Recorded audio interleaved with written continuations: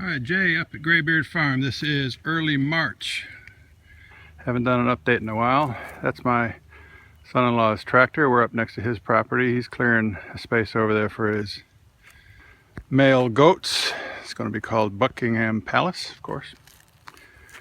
I got my Three Sisters planting. That's the old, I'm sure you've learned this in grade school. Three Sisters is the Indian way of planting corn, squash, and beans.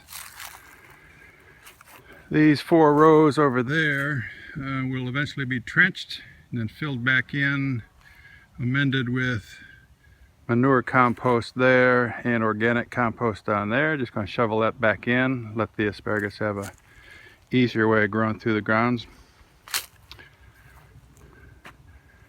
Grapes have not started coming up yet. That's what that line is for.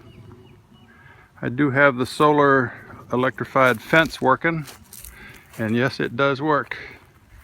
Accidentally brushed into it the other day.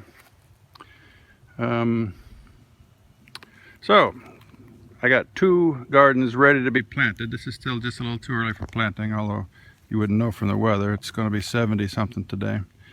This long skinny stretch is all herbs. This stretch over here is going to be all veggies. Watermelons and peas. I'm not even going to tell you all these. They're all labeled for me. Peppers. Chinese radishes, they're called.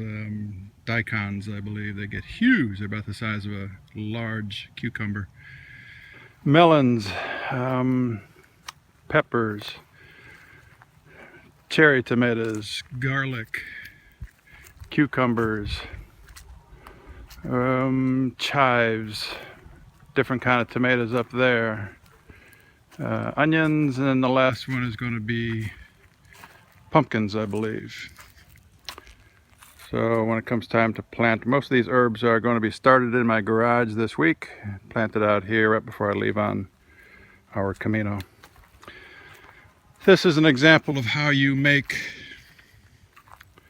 white asparagus. White asparagus actually is green asparagus, but if it comes up in the absence of light, it stays white. It only turns green when it hits light, so underground it is white. That's why sometimes you buy asparagus and the bottom tips of it is white. That's because that was picked a couple inches underground and stayed white. So I went out and got a bunch of these barrels for free, actually. I'm going to cut them in half, join them together like you see, and then I can open them up at night to water and to harvest, and then drop it back on. I still need to put some vent holes in it because it could get very hot during the summers. These holes are going to be for camellia tea plants. Didn't realize all tea comes from the same kind of plant called Sinensis sinensis. Gonna grow some of those. This is my blueberries. Lime is going to be also going down on the asparagus. Right in here I'm going to have a couple of beehives. Right around in there I'm going to have a rabbit tree, maybe a 6-hutch rabbit tree, all within my fence line. Move you over to the support side. There's that outdoor privy that it's actually a well house, made it to look like a outhouse. That's some of the black barrels that I got for free down in Sanford. Burning up some scrap. Just this morning tapped into my sewer line, not sewer, the septic line. Put a Y in the septic line so I can feed copper sulfate granules down there. That kills the roots in the septic line. This septic hadn't been used in 20 years.